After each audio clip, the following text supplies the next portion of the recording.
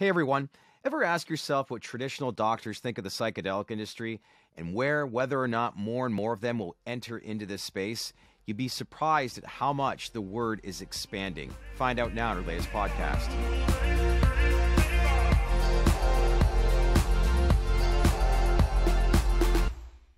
Hey everyone, welcome to the Dales Report. I happen to be joined on the podcast here today with Dr. Rick Barnett from Mydecine Innovations Group. Dr. Barnett, appreciate you taking the time. How are things?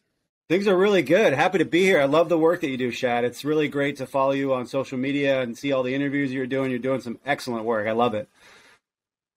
Which one of my team members paid you to say that, right?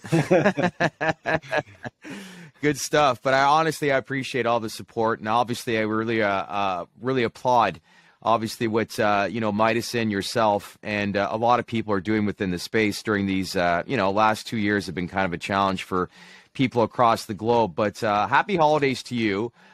We got a chance to connect last month in Miami at Wonderland Miami, which was really, really good.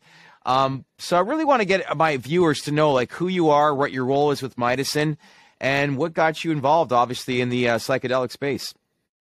Yeah, so I serve in an advisory capacity with Mydecine.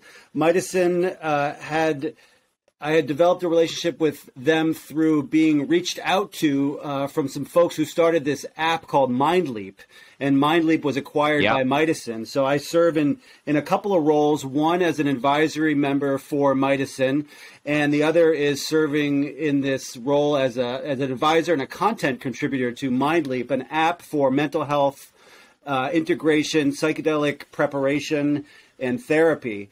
And there's a lot of good content on there, so I provide some content for them. So it's been excellent. It's been about almost a 2-year relationship so far. So the app itself has seen explosive growth actually since it launched. Where are we at as far as numbers, I guess, for the year? And for those that are still learning what the Mindleap app is, it provides meditation. It's content, obviously, for a support group. Everything related to health and wellness with regards to mental health. Last I heard that you had over 33,000 downloads. It's a community of 150 support specialists. So are you happy with the progress as to what the app has created so far?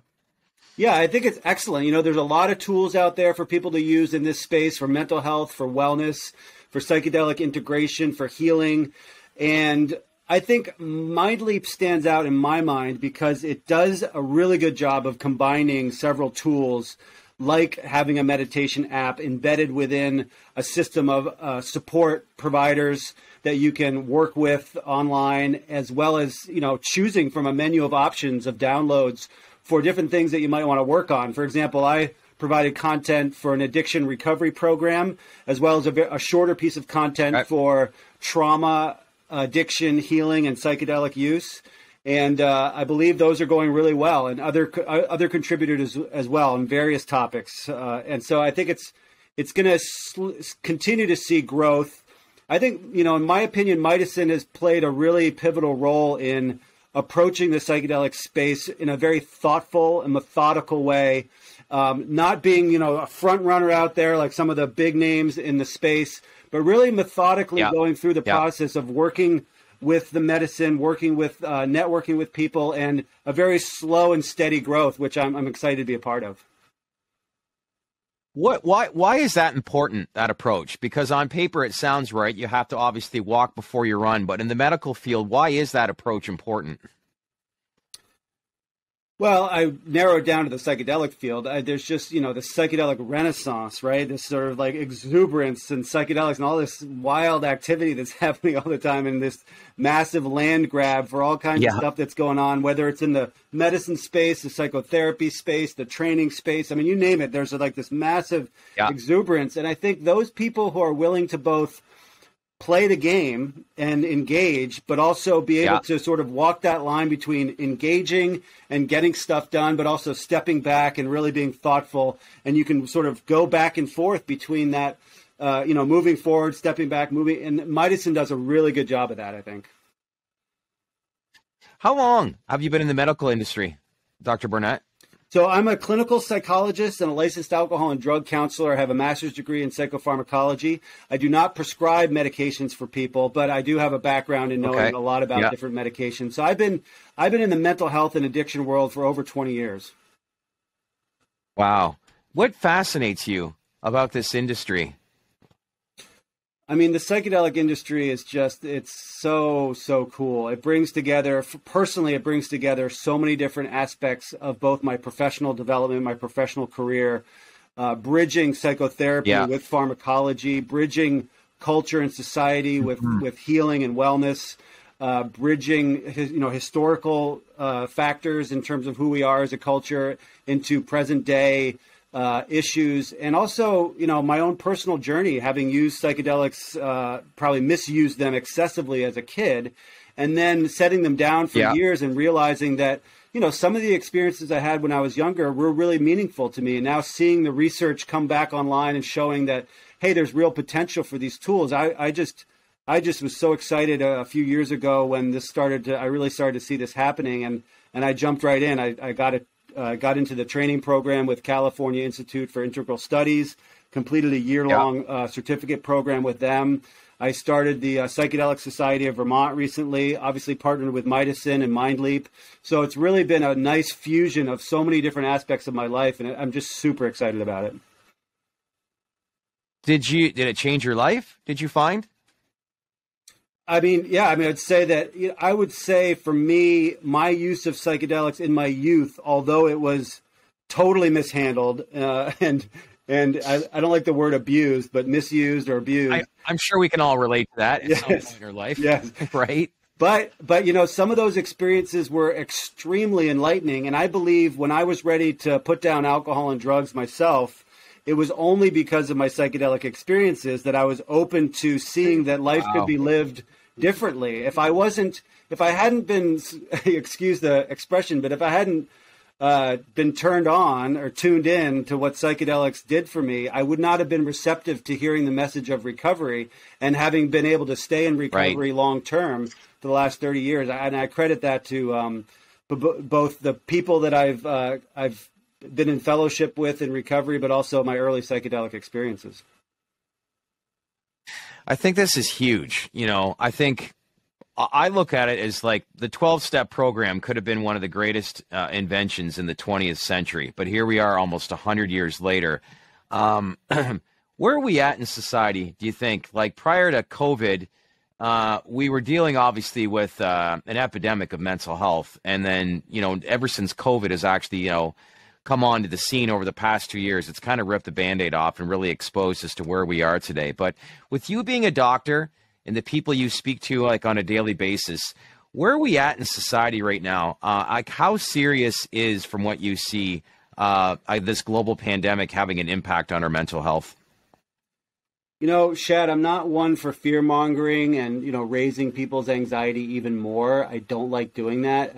But I will say that, this question comes up all the time. We read about it in the papers all the time. Yeah. And, frankly, it's a shit show. It really is kind of a shit show. People are really struggling.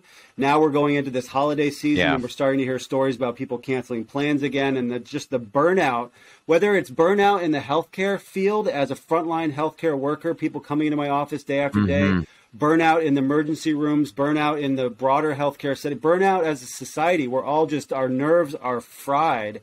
And, and people do turn to mental health specialists, or they turn to alcohol and drugs or other things to cope with this. And it's a really challenging time for all of us. When they say it's a pandemic, it's an epidemic of a mental health crisis, I don't think that's hyperbole. I don't think that's exaggerated. I think we're really coming apart, and it's going to take somewhat of an overhaul, a complete overhaul, to get us back grounded on our feet again. I believe to some extent the psychedelic industry, the psychedelic world is going to help keep moving us in a better direction. But there's a lot of unfamiliar territory that we still have to cross through.